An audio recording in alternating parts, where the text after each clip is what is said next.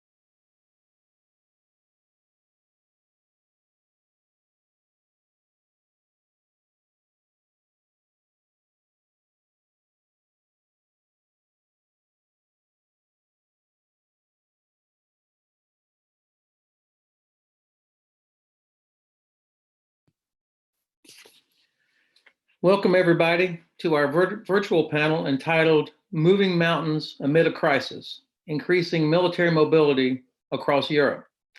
I'm retired U.S. Army Lieutenant General Ben Hodges, former Commanding General of U.S. Army Europe, now serving as the Pershing Chair in Strategic Studies at CEPA, the Center for European Policy Analysis. I'm speaking to you today from sunny and spring-like Frankfurt, Germany. First, let me say best wishes to all of you and your families and your friends for good health. I particularly want to say thank you to all of those who are on the front line of our defense against this virus: healthcare professionals, law enforcement officials, our women and men in our armed forces who are still responsible for our security, and also those women and men who work as cashiers at a grocery store, delivery people, and other employees at essential businesses that we are depending on and who must interact with hundreds of people every day during the lockdown. Thank you. In this era of great power competition and a return to the need for deterrence to ensure the security of allies and friends in Europe, the topic of military mobility has taken on increased significance. Yet it's not fully understood, and efforts to improve it have thus far fallen short of what needs to be done. Understanding why military mobility matters and what needs to be done to improve it are what our panel today is all about. A new study entitled Until Something Moves was just released this week. It is a study on military mobility, co-sponsored by CEPA and ICDS, the International Center for Defense and Security in Tallinn, Estonia, that examines the full scope and scale of the challenges to improving military mobility and offers concrete recommendations.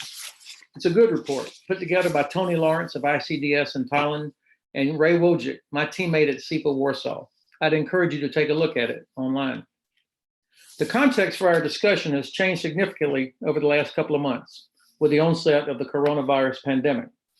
European nations closing borders on short notice to contain the spread of the virus has highlighted the challenges to improving cross-border mobility and resulted in interruptions on the flow of medicine and medical supplies, badly needed seasonal labor, and citizens trying to get back to their homes to comply with governmental orders.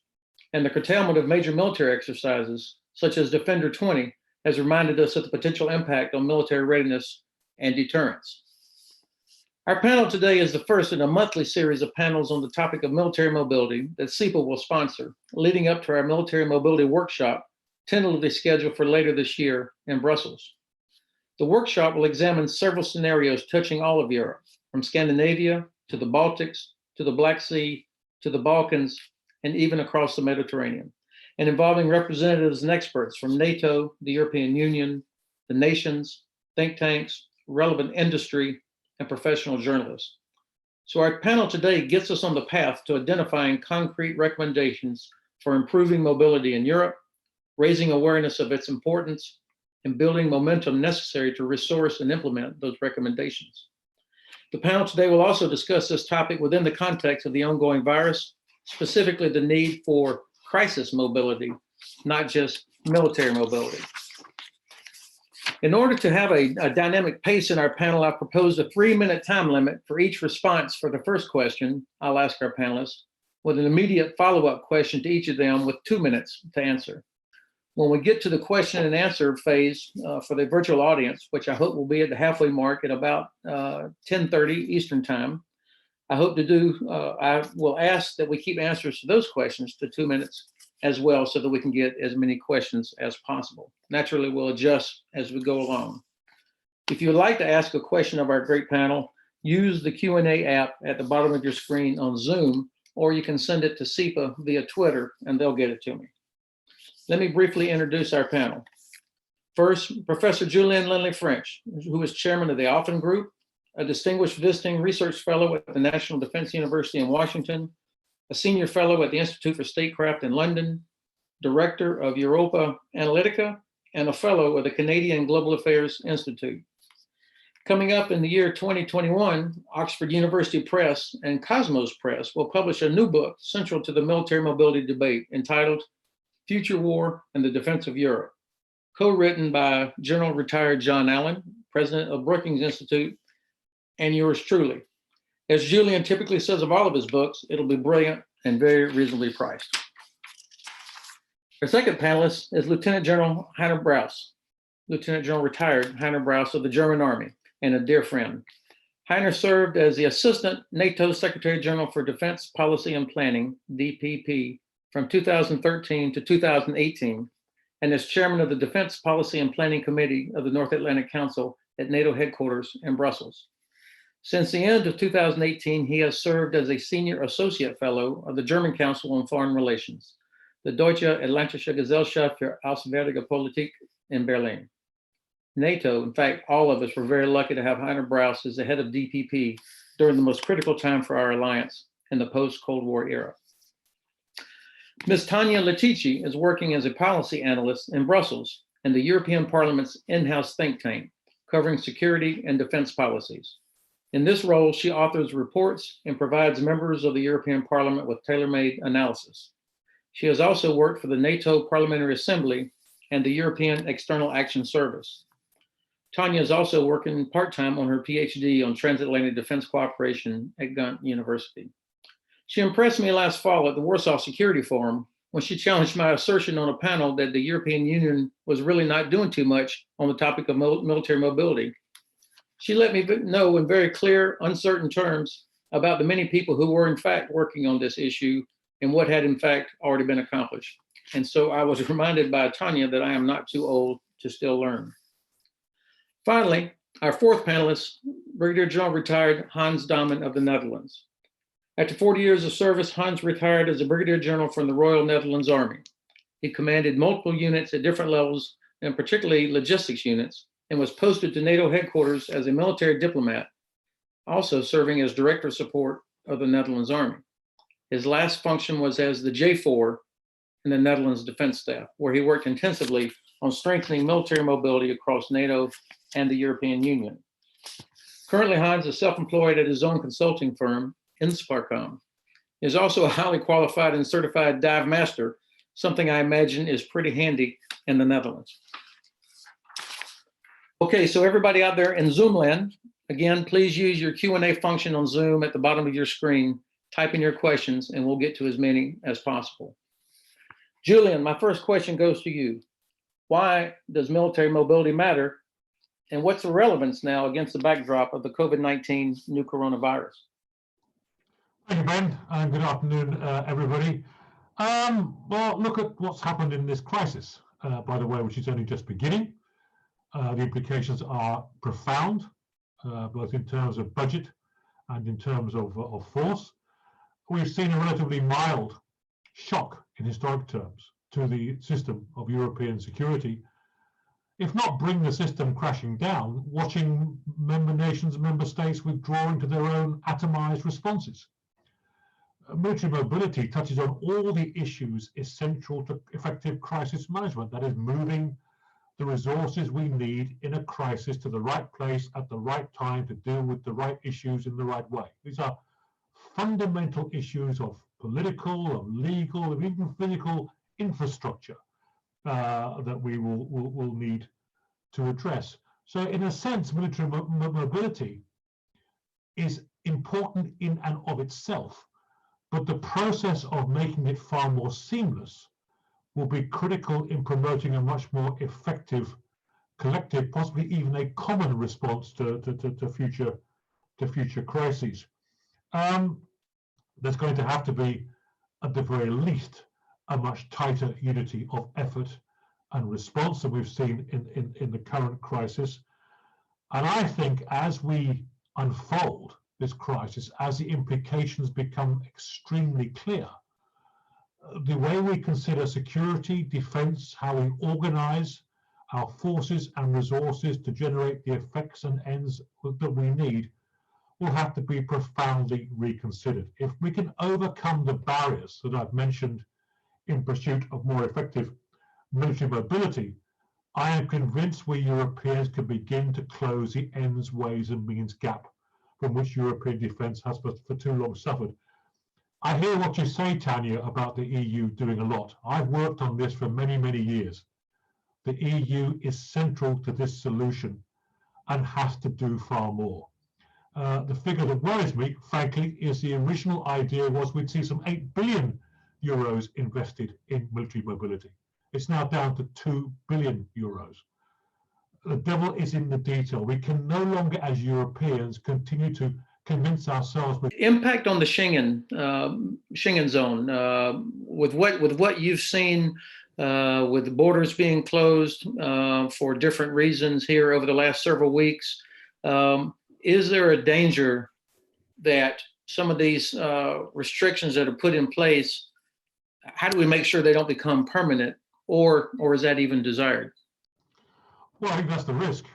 We've seen a renationalization of effort across many countries. We've seen competition for resources across many countries. We've seen a fragmented effort across many countries. And the simple reason is a lack of trust in the external border of the EU, a lack of trust in the institutions and structures that we spent so many years building. Admittedly, my own country is just leaving it. These are the issues upon which any structure, however well organized, if that trust is absent, it will founder under pressure. And I hope that this crisis will be a wake-up call for all our leaders in Europe and indeed in North America about the very fragile nature of the structure we've built and the need to make it far more resilient and far more robust in the face of this kind of dangerous reality. So Schengen needs to be not only restored, to my mind, but strengthened further. But that's going to take political will at a time when frankly, it is very hard to find.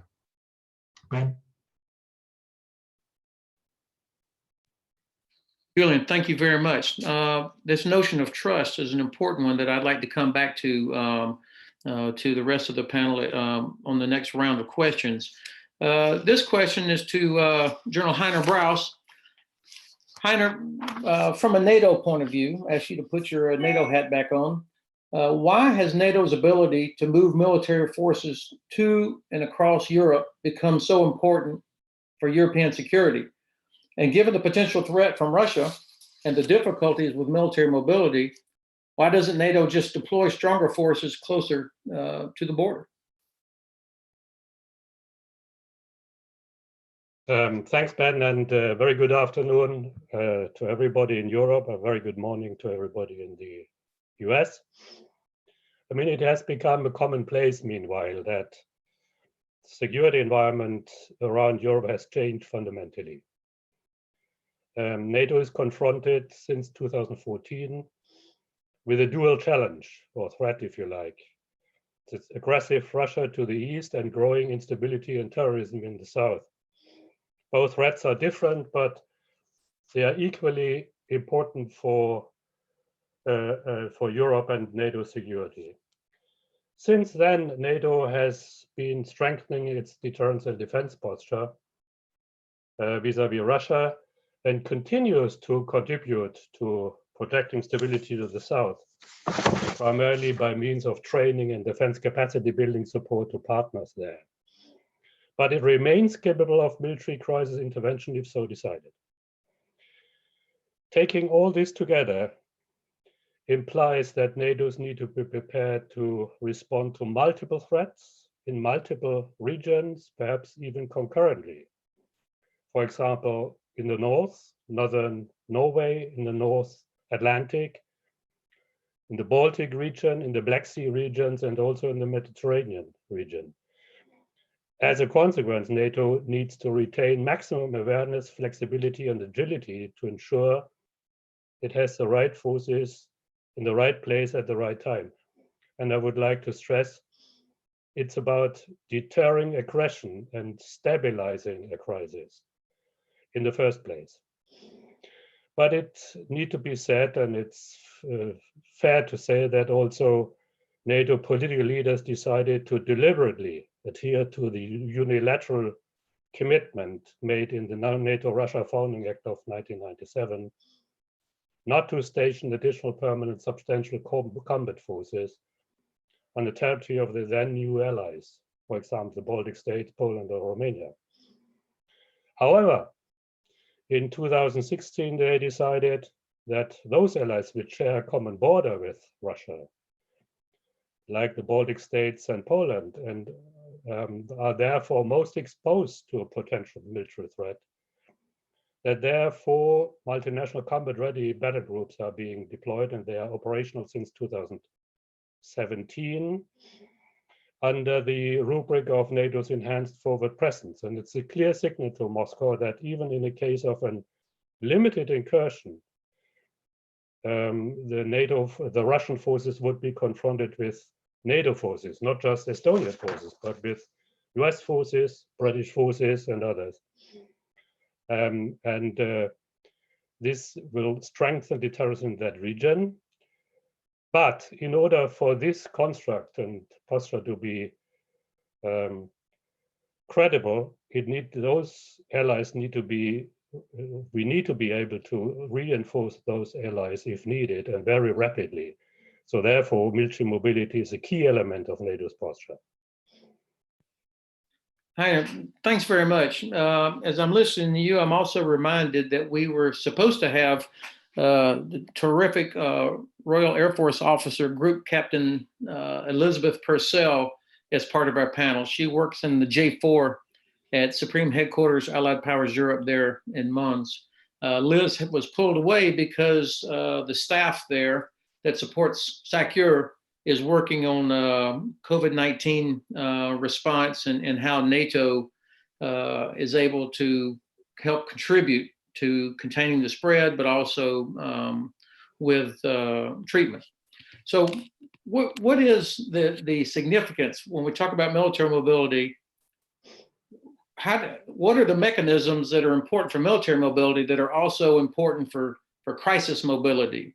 That's something that our political leaders are focused on right now, maybe less so on deterring a potential attack from an adversary. What's the crossover between military mobility and crisis mobility? I mean, in my view, it's if there is a crisis upcoming with rising tensions and the potential that this crisis might lead to a conflict, then given the nature of Russia's strategy and doctrine, for example, and NATO's deterrence posture, it is key that such a potential threat will be immediately or rapidly recognized and identified, and that the political leaders in NATO's council and also in capitals take the right decision very quickly and early, and then take the decision to, if so decided and if appropriate, to deploy forces to stabilize such a crisis and to prevent any further escalation of a crisis into a potential conflict, and therefore to show resolve, to show capability, to show willingness to defend if needed, to show solidarity to allies that are exposed to a potential threat in a crisis. It is important that we are able to move our forces where they will be needed and to move them quickly, and send a signal to a potential adversary that NATO would be ready to defend. Heinrich, thanks very much. Tania, you work with the European Parliament, so you've got a different perspective perhaps on all of these issues. Certainly, I was slow to realize the critical role that the European Union played in addressing most of these issues associated with military mobility. What can you explain to all of us? What is the role of the European Union, and how do the members of the European Parliament view this as well? Thank you, Ben, first of all, and CEPA as well for giving me an excuse to put on a shirt for once. Good morning, America. Good afternoon, Europe. So the EU's added value to military mobility. I understand it's a bit of a challenge in this panel to wave the European flag, but I will try to do my best. So to kind of connect it first, to make the liaison with NATO, I'd first like to kind of have take a bit of a step back and say, okay, clearly military mobility has always been on NATO's agenda. It just happens that in the post-Cold War, pre-Crimea period, it just wasn't as high on the agenda. Clearly now it resurfaced with a lot of urgency, otherwise we wouldn't be talking about it. But the difference is that now NATO actually found itself unable to ensure military mobility by itself, simply because of the nature of its instruments and mandate. Now, to move to the other side of Brussels, which is the European Union. Now, I think it's safe to say that generally the idea of European defense, European added value in defense has consolidated since 2016. And this has consolidated not only for Europe, but also for NATO. And this is where I think we've seen a shift. So the shift is that both organizations now have started to understand that, well, for collective security to be able to work, you need to act collectively. So this is kind of the shift that occurred. If you share the same core values, then you will also share the same adversaries and the same threats to your security. So while what I'm trying to say is that while NATO's added value to military mobility is obvious, the EU's is not. And here I'd like to make maybe 3 main points to illustrate that. So first, legislative. The European Union is uniquely positioned to use a wide array of instruments, legal instruments, to ensure military mobility. We're talking about reducing red tape, as ironic as that might sound to many of you, harmonizing procedures, harmonizing taxation, upgrading infrastructure, and so on. We also have a PESCO project, which my co-panelist Hans will talk about. And then there's a budgetary dimension, which Julian mostly referred to, and I will continue speaking about it, even though I might come under fire. The EU, again, is uniquely positioned to mobilize funds on transport from the transport envelope, and also in some cases from its so-called cohesion envelope. That's a unique added value that the EU brings. Yes, it is a challenge in how we see the negotiations for the long-term budget are being conducted. They're a bit in the air right now, especially under pressure with the coronavirus crisis.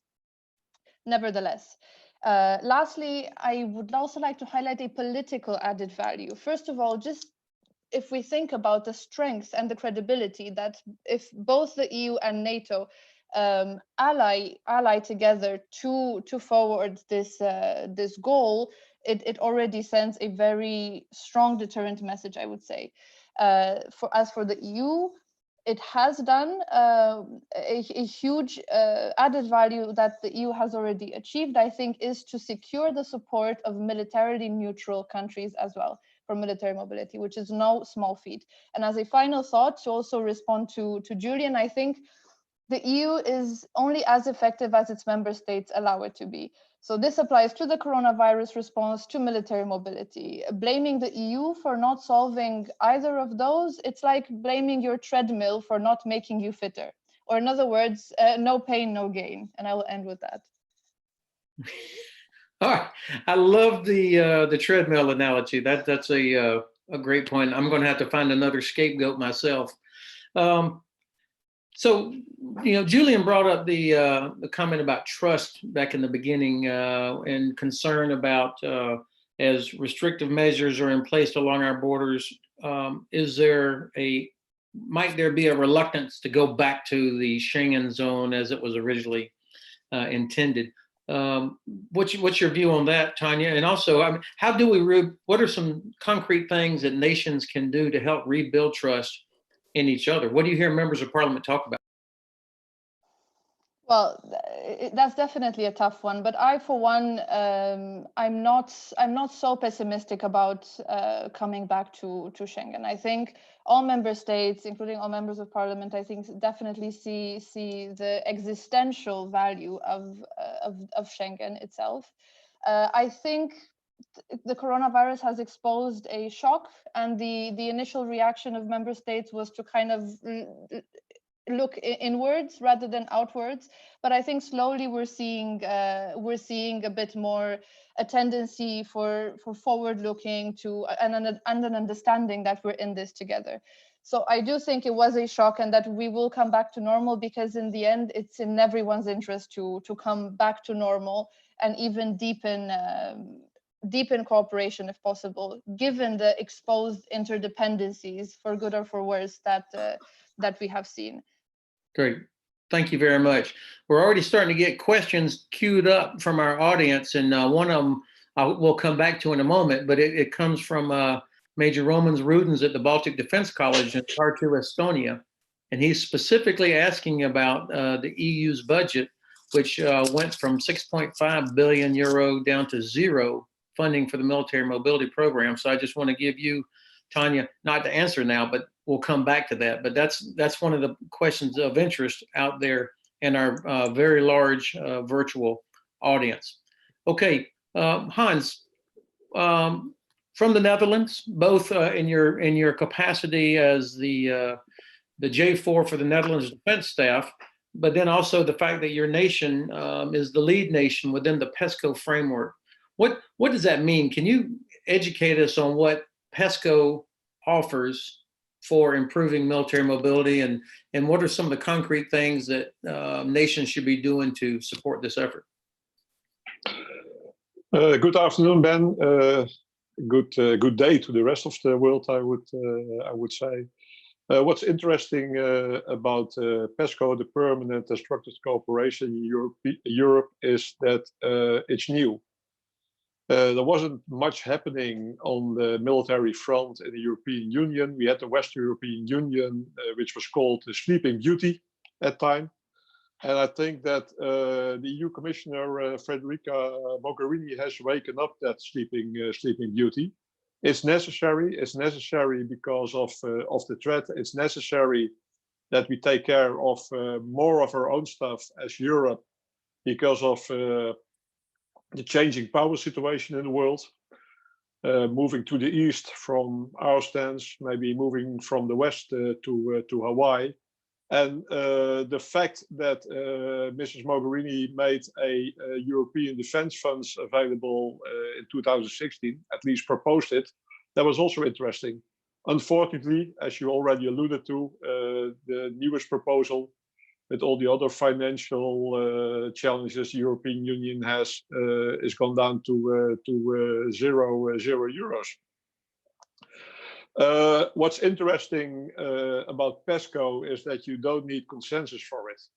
Anyone can propose a project that strengthens European defense. There are now 47, which to me seems a lot, but you only commit to those that you're interested in. And obviously, military mobility is very interesting for most nations because almost every EU nation has signed up to that project. Attaching yourself as a country to a PESCO project, that's voluntarily, but once you're in, it gives you obligations, and it gives you obligations to work on it concretely and to show that you make progress.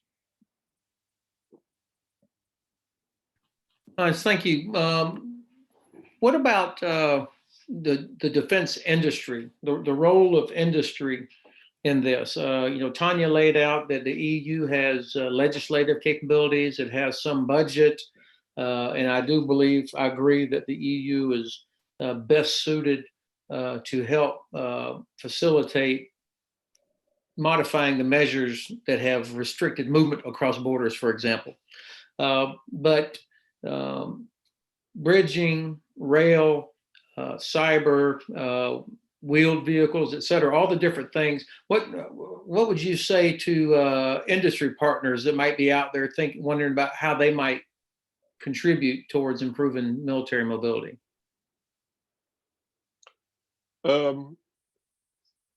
It's interesting to see that military mobility is not really or not only a military problem. To solve it, you need a whole of nation approach. Everybody has to chime in. And what's interesting in the Netherlands is that quite early in the process, our Board of Ministers, Council of Ministers, our Prime Ministers, they agreed to it that it was a national challenge. So we didn't have any problems in doing business with the other departments, Foreign Affairs, Economic Affairs, Ministry of Infrastructure. They're all helped. And we also reached out to industry in the Netherlands, because as military, you're never able to have all the assets necessary in a real crisis. So we're still building an ecosystem with firms in it, transport firms, logistic firms, railways, harbors, to make sure that if necessary, we have the necessary assets available. We either buy them or we lease them, or we have assured availability contracts for that. Great, thank you. In fact, some of the questions that are starting to come in reference the fact that all of us depend on commercial transportation networks, commercial capabilities. So there has to be this sort of a partnership. And I think your comment that it's not just a military solution, it requires a whole of government is a great point. All right. So what I'd like to do now, we're at the halfway mark. I do want to turn to the this long list of questions that are coming in from our audience. The very first question is a great one from our Romanian friend, Octavian Manea. Octavian asks, there's a myriad of stakeholders and entities involved in cross-border military movement, private, local, national, European Union, and NATO. Paraphrasing Henry Kissinger, who do we call in Europe for military mobility? Do we need a military mobility czar in charge of this at somewhere in Europe? Let me turn first to Heiner, and then Tania, and then Hans, and then Julian. A quick response on that, please. Heiner.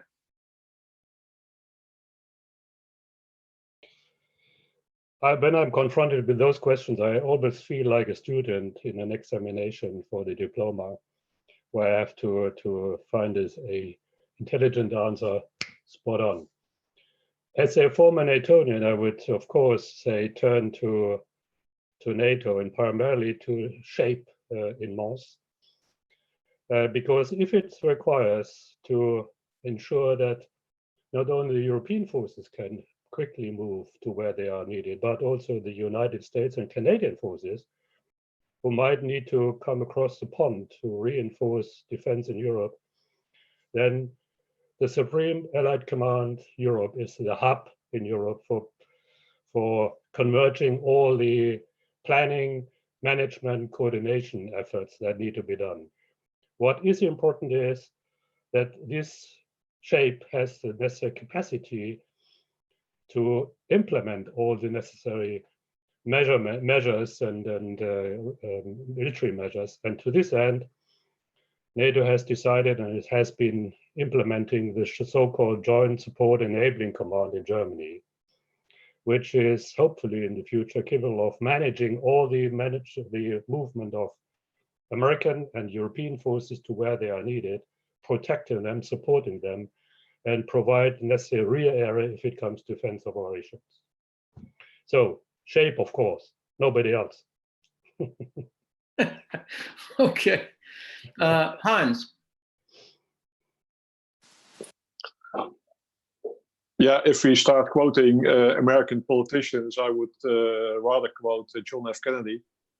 Don't ask what your country can do for you, but what you can do for your country. So it's about what a nation can do for either NATO or EU.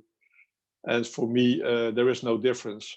I think I've mentioned before that if a bridge collapses under a low loader, military low loader, nobody is going to ask whether there was an EU or a NATO sticker on the back of it. It's there's a lot you can do on military mobility from a national point of view that doesn't have to cost a lot. Taking away administrative barriers won't cost you a lot. It's easy to do. Make sure that diplomatic clearance is always there, like the Netherlands. You're always welcome in the Netherlands if you're a NATO or EU member. It doesn't cost you anything. It's quite easy to do. Having insight in your infrastructure, make sure that all your bridges, that your harbors, that your airfields are up to scratch.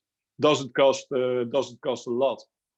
And then in the end, yeah, JSEC might be the one that's coordinating everything, but I'm more a believer of working in networks and make sure that the connections are there to use when necessary. Super. Thanks a lot. Tania.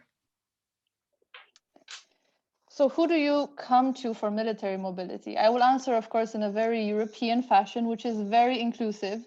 And I would advise to organize in these times a webinar, probably, and a video conference. And among the attendees that I would invite is, first of all, the European Parliament. Second of all, my dear colleagues at the European Commission Direction for Transport, who are really on top of their game with everything that has to do with European infrastructure. Then, of course, we would invite our friends at NATO, our friends at the EU military staff, European Defence Agency, and of course, the Netherlands as the coordinator for the PESCO project. I would also include key experts identified in think tanks and key MEPs that have been identified that are interested in this issue and that have the capacity and the political willingness to push this agenda forward in each of their capitals and political parties. So that would be my answer. Thank you very much. Julian, quick on this, and then I want to get to our next question. Yeah, I have to say, are we back in the 1990s? Are we going to talk this crisis into defeat? And we're talking here about military mobility in crisis. That means devolved authority to a commander. That either has to be SACEUR with devolved authority, or indeed an EU commander, who'd probably be SACEUR as well, not a Brit anymore, I suspect, who would play that role. And it goes back to this question of trust. You know, Tania, I wasn't suggesting that we're blaming the EU. I was suggesting that the problem I've found since I wrote my PhD on this very subject many, many years ago is that European member states, whether the EU or NATO, keep talking about this. But when it comes to giving up the sovereignty, whether it's political or legal or military, to make these structures credible under pressure, we simply don't do it. And if we don't do it now, given what's happened, given the pressures on budgets, given the pressures on our structures, when will we do it? This is the moment when we have to move beyond talking about this stuff and build a structure that can survive a crisis, not survive a think tank conversation through Zoom with about 25 different stakeholders, but actually be a credible command function in a crisis.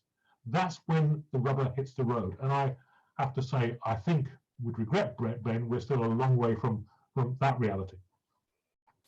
Thanks, Julian. Next question is from Lauren Speranza at the Atlantic Council. Lauren asks, and this question, I'm going to send it to Hans and Tania. How are we progressing on integrating cyber resilience and infrastructure survivability requirements into NATO and EU planning and funding streams with respect to military mobility? So basically, how are we thinking about cyber resilience and then the survivability of infrastructure? How does that get into the funding process? Hans.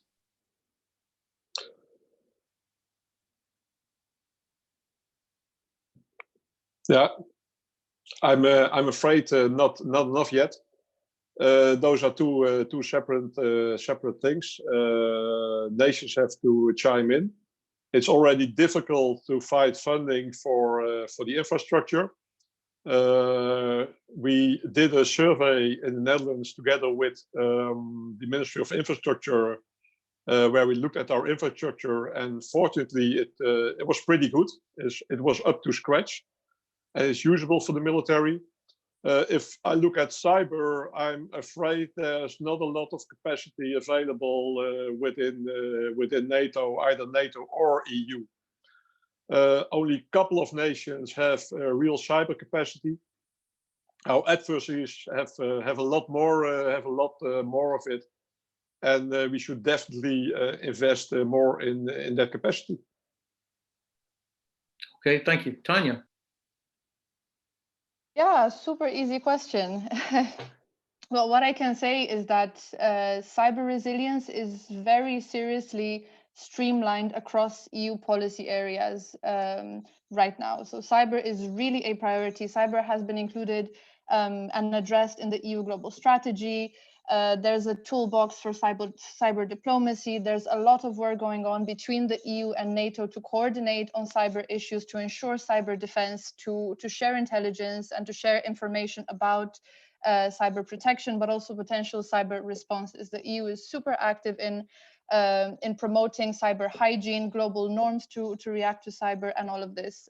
Now, the EU's own cybersecurity agency has been upgraded, has an upgraded mandate and additional resources, and they are coordinating across the board, so across the EU military staff, across the European Defence Agency, and across NATO, and bilaterally with the US as well. Can't speak for military mobility in particular, because I don't think anyone has thought of it so far. I think our priority is now to actually get some money on the table before discussing cyber, but I think it's definitely on everyone's minds. Tania, thank you. The next question comes from an anonymous attendee, and I'm going to send it to Heiner. Public rhetoric about NATO and EU cooperation is positive, but that's not the actual situation when you have private discussions with key stakeholders. Please comment on this divergence. Heiner, what's your experience on the level of cooperation, recognizing that certainly can always be better? I would look at it in a much more positive way. I mean, I was serving in the European Union a couple of years ago before I turned to NATO. And at that time, we were not even allowed to talk to staff from NATO. This has completely changed. At least since 2016, there are regular exchanges and discussions between the staffs at NATO and the European Union, between the military staffs, but also between the civilian staffs.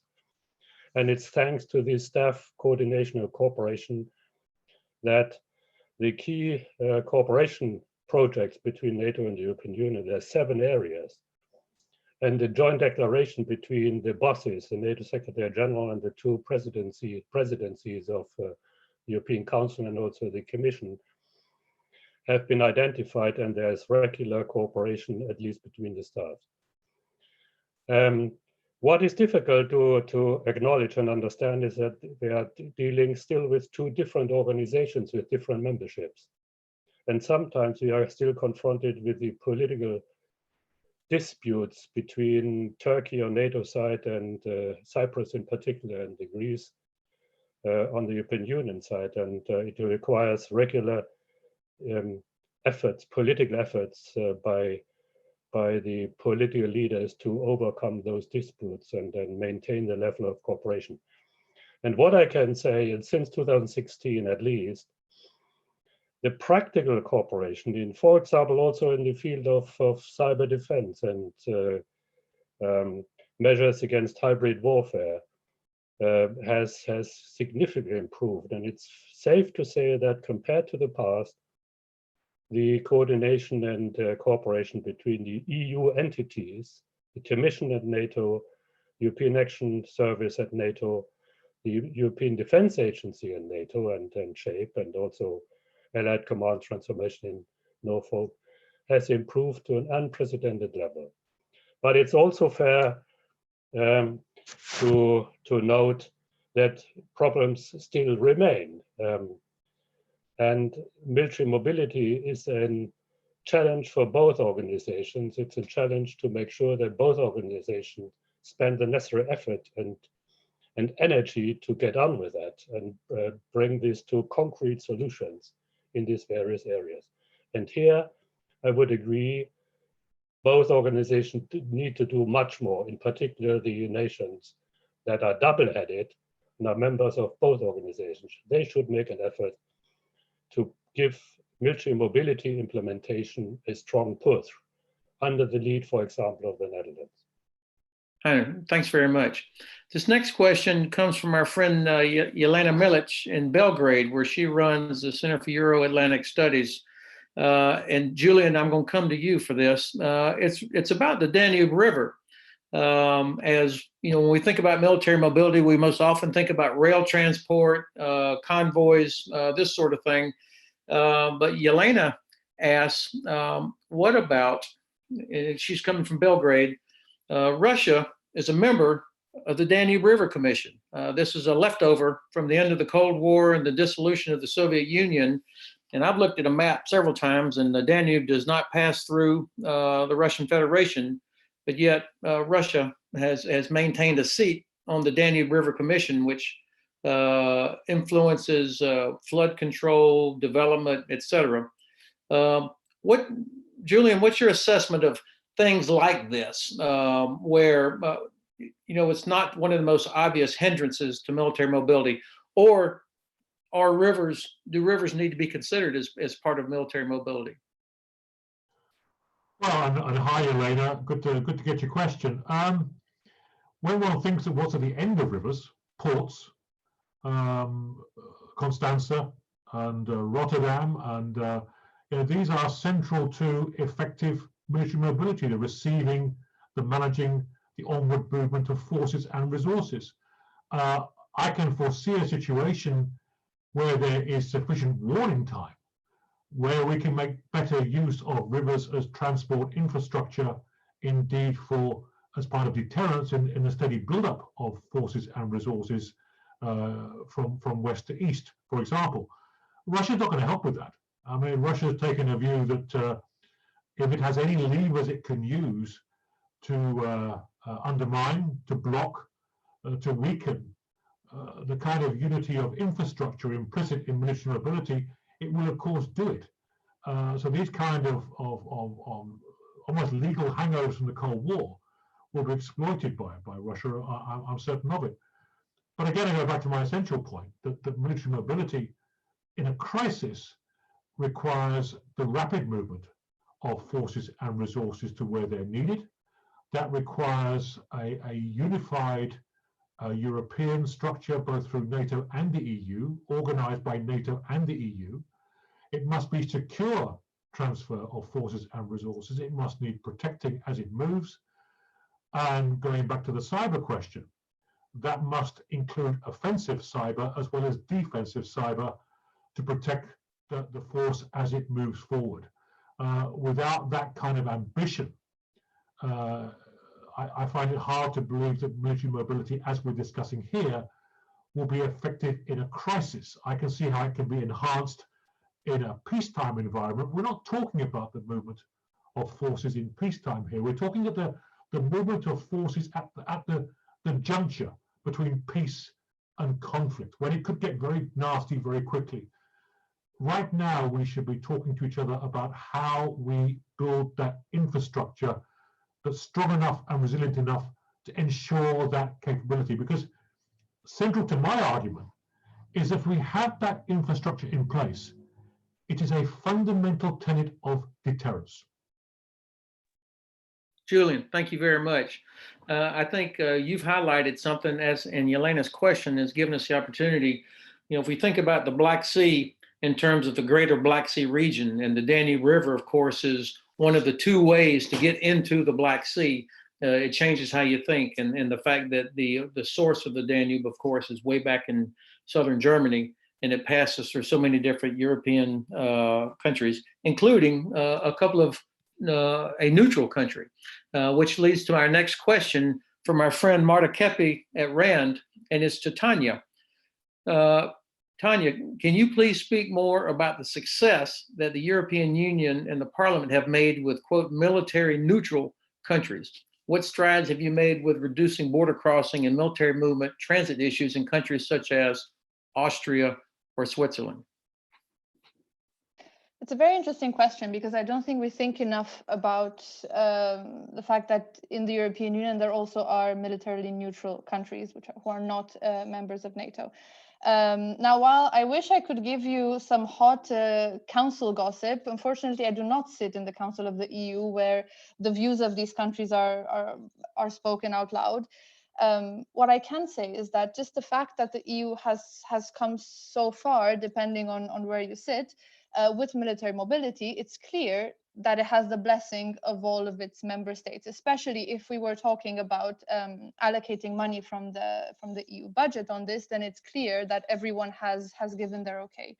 Now, of course, we've also seen the Finnish budgetary proposal, which also decreased the budget for military mobility, which was not, of course, such a good sign for military mobility fans.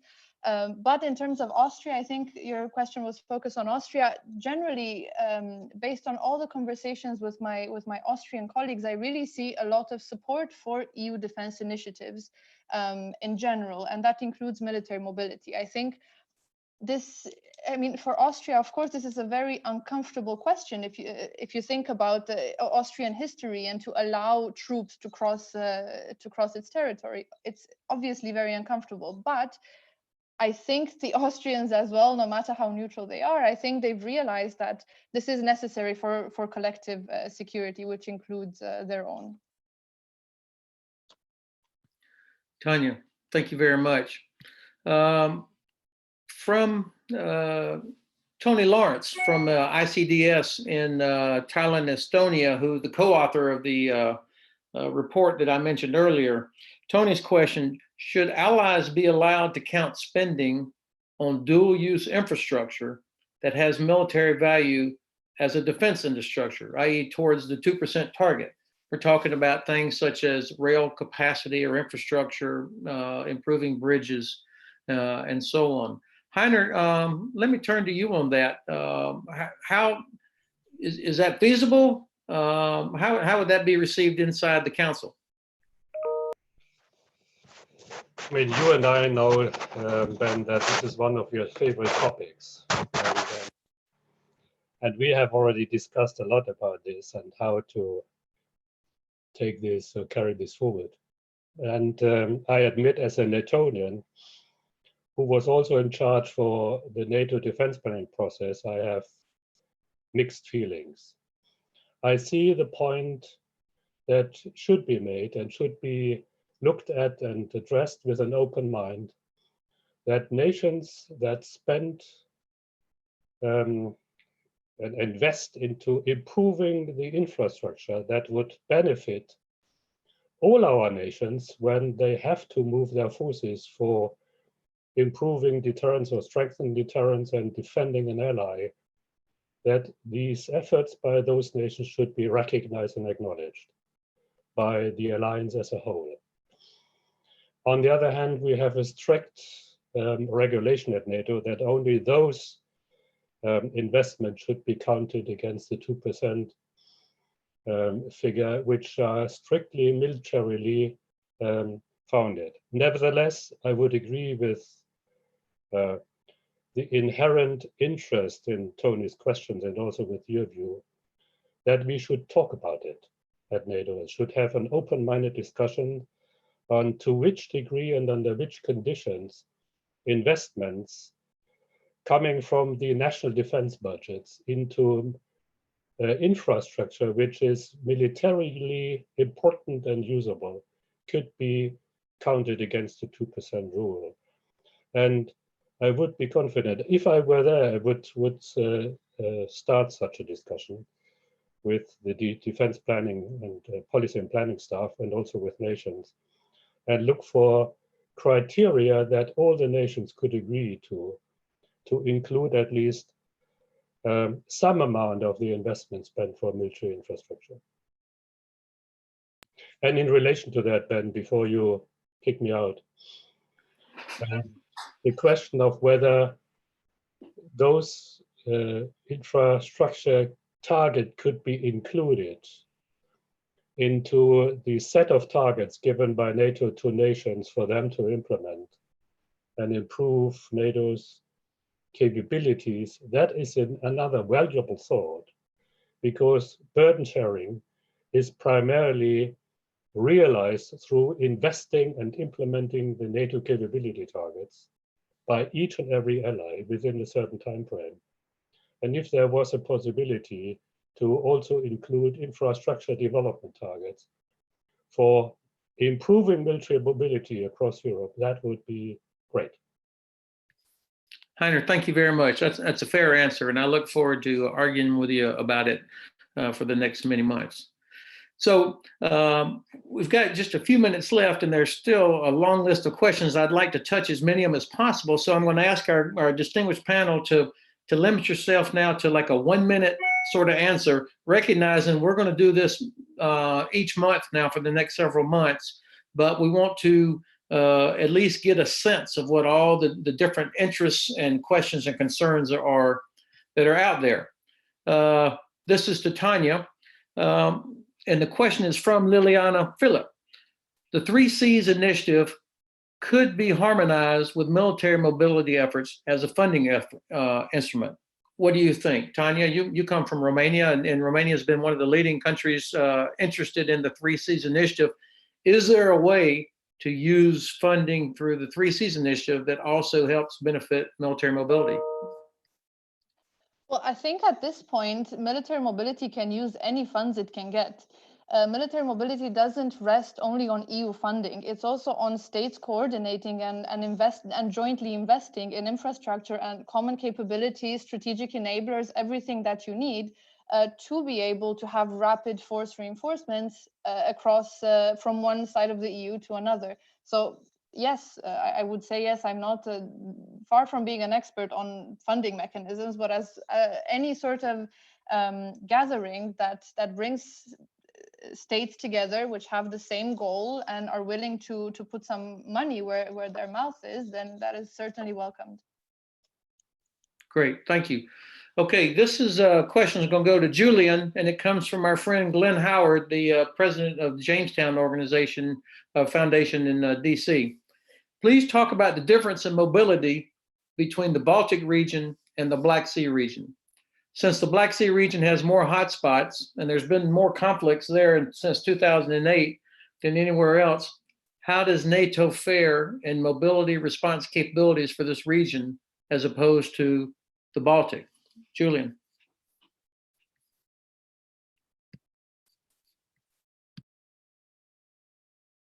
Sorry, yeah, you can hear me now.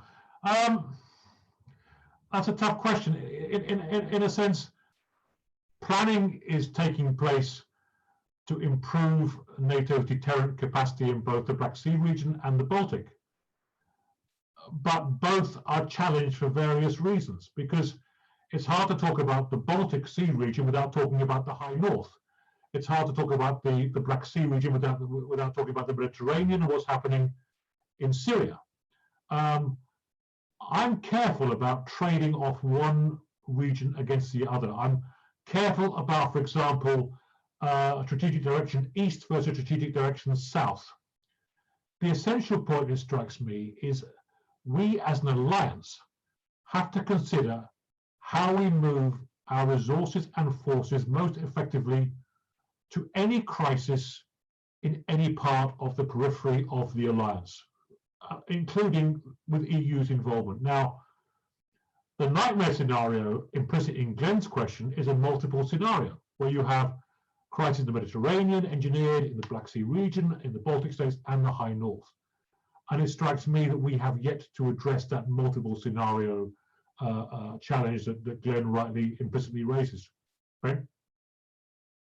Super, thank you. You took a theater strategic question and answered it in a minute and 12 seconds. To Hans Damen, this question comes from Theo van Wyk. Infrastructure is not good enough, as we've already seen in the Defender 2020 exercise. Military load classifications, for example, have to be discussed. We got to increase the military load classification for bridges. When you think about an Abrams tank fully loaded is 80 tons, and then you put that on the back of a heavy equipment transport, the weight of the latest version of the German Leopard is almost there, British Challenger. So who's going to finance improving the military load classification of bridges, the durability of roads? Is that a national responsibility? Does NATO help pay for that? Does the Union pay for that? How do we do this? Yeah, there are a couple of possibilities. I would say that it's primarily a national responsibility. But then I go back to the old NATO adagio, where costs lie where they fall. And if we really believe that we have to help those nations that are the outer borders of either EU or the NATO territory, we should be willing to invest also in that infrastructure. and bring up the infrastructure to the standards that are necessary. We did have the NATO Infrastructure Fund, basically used over the years I remember to build harbors in Europe and airfields. And we should also invest in other infrastructure.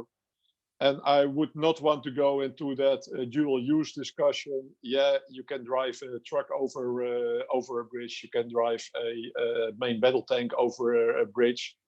If the European Union invests in that bridge, it's dual use, and you can use it both for the economic part of the Union as for the military part if necessary.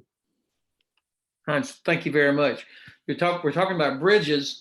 And the next question comes from a great retired U.S. Army engineer, Steve Danner, who works for Acro Bridge now. And Steve has often reminded me of the work that the U.S. Army and also the British Army have done, mapping out routes across Europe and how many major rivers have to be crossed to get, say, from Western Germany up into Estonia, Latvia, Lithuania, or down to Romania. In fact, he also reminded me that everybody's going to have to bring their own bridges.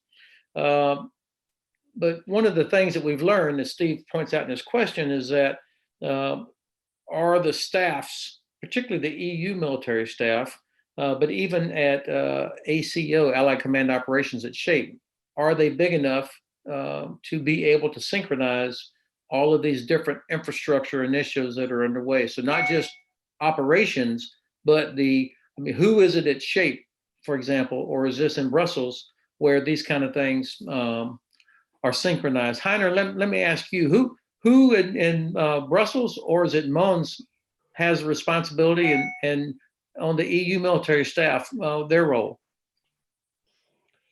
I would assume, Ben and colleagues, that due to the adjustment and adaptation of NATO's infrastructure, SHAPE and its subordinate commands, that we need also look at SHAPE also in this context, are capable to deal with all these challenges.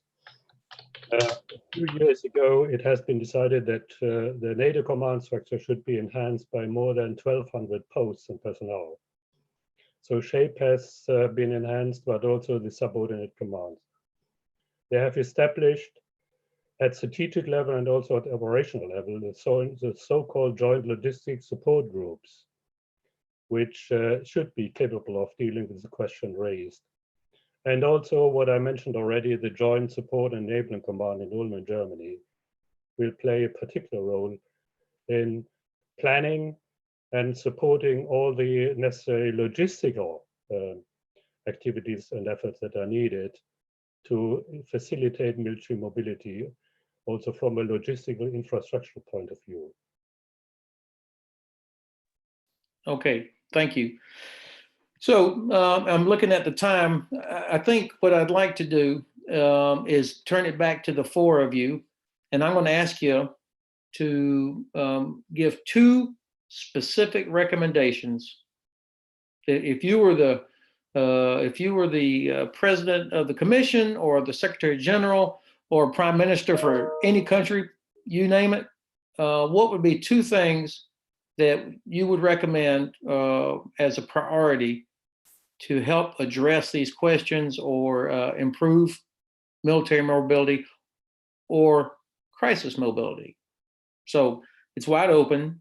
I'm asking for two sharpish recommendations, and they don't have to be the top two, but two specific things so that people that are in Brussels now or in various national headquarters are sitting at home listening to this thinking, God dang it, I got to get to work on this.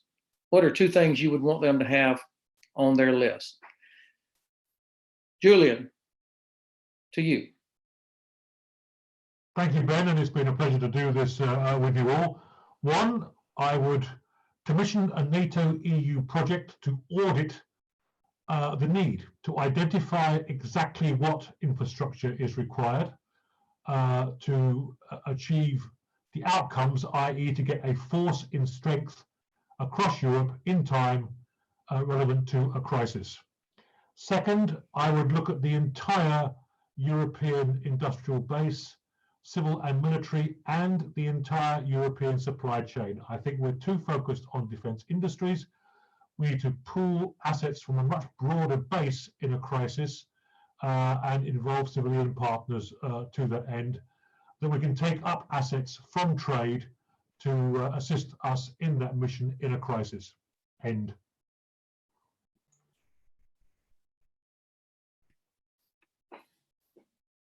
Sorry, but I didn't get that. No, I said thank you very much. I now turn it over to Hans. Thanks, Ben. Yeah, two things. First, work on the legal limitations. I mean, any laws are self-inflicted injuries, so they should be self-healed. And the second one, if there's not 7 billion euros available for the next period, make it 3.5. That sounds better than zero. Yeah, Okay. absolutely. Thanks, Hans. Tania. Well, I'd like to say that I think in the last weeks, we've seen a lot of very good PR for the militaries in general. I think we've seen military forces, armed forces all over Europe being extremely engaged in responding to the coronavirus crisis. We've seen the military reinforcing borders. We've seen the military assisting with law enforcement and public order. We've seen the military evacuating people, repatriating citizens, delivering supplies, medicines, and doctors. So I think that this very good PR is essential for public awareness and political awareness for how important it is to have an army at the ready when a crisis hits, just like this one did. So to come to my recommendation, I think we have to really capitalize on this momentum when a majority of citizens, I think, can see the value of having a military, when I think lately this has been easily forgotten or associated with very negative or Cold War or warmongering mentalities. And then I think by capitalizing on this, I think we should double down on the military mobility charm offensive. And here I think we have to continue to engage stakeholders who maybe sometimes are underused, like, again, I have to emphasize MEPs, but also stakeholders that might not seem so obvious as national authorities or the defense industry, but instead civil society, to ensure public support and a top-down communication on this, because you do need all allies on this. And maybe as a final thought, I think for the EU, this is really a chance to demonstrate not only to the world, but to itself as well, that it is able to deliver added value in defense. And I think if this self-generated confidence actually translates into defense outputs, this will certainly also benefit NATO. And those are my final words. Tanya, thank you. Dynamite. And to Heiner, or who did I forget? I've got everybody. Okay. I would like to follow up what Tanya has just said. The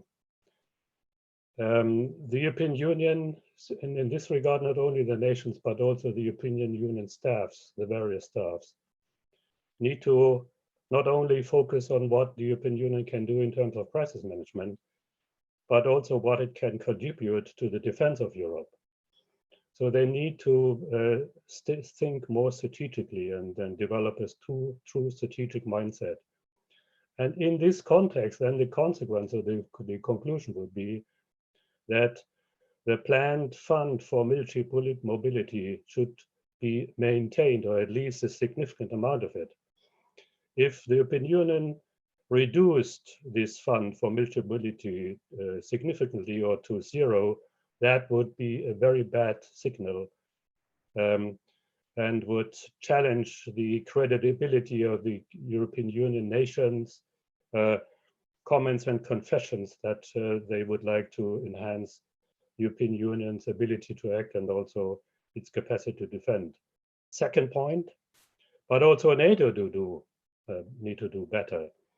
They are currently working on a comprehensive concept for deterrence and defense in the Euro-Atlantic area. They need to get on with that and need to agree to that during this year. And then as a consequence, need to develop clear contingency plans for the various regions, which would give us then a clear picture which capabilities are needed, when those capabilities and forces would need to be available, and how to move them there. And I would stress what Julian has said. I would not play one region against the other. If there is a challenge and if there is a threat, then the whole NATO and the whole of Europe will be challenged, and we need to make the right assessment where the priorities will be, and then draw the right conclusions. Heinrich, thank you. Thanks, all of you. Let me wrap this up. A couple of things. I failed as a moderator. There's so many other good questions out there that I just didn't get to. A couple of specifically about air, impact of the virus or the role of air movement in the military mobility in general.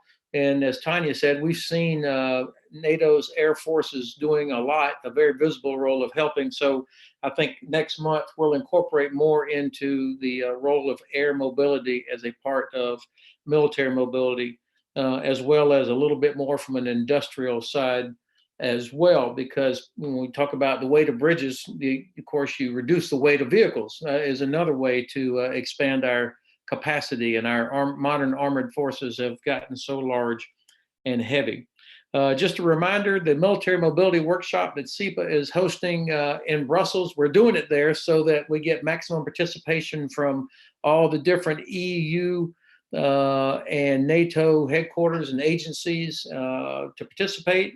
We'll have 5 different working groups, each one cross-functional, addressing 5 different scenarios, moving equipment from Norway to Estonia, convoys from Western Europe all the way up through the Suwalki corridor into Lithuania, convoys moving from Western Europe down to the Fokshon Gate in Romania, convoys moving from Western Europe into the Western Balkans, and then finally the 5th scenario involving moving convoys from north to south and to go across the Mediterranean to deal with an EU challenge in Libya.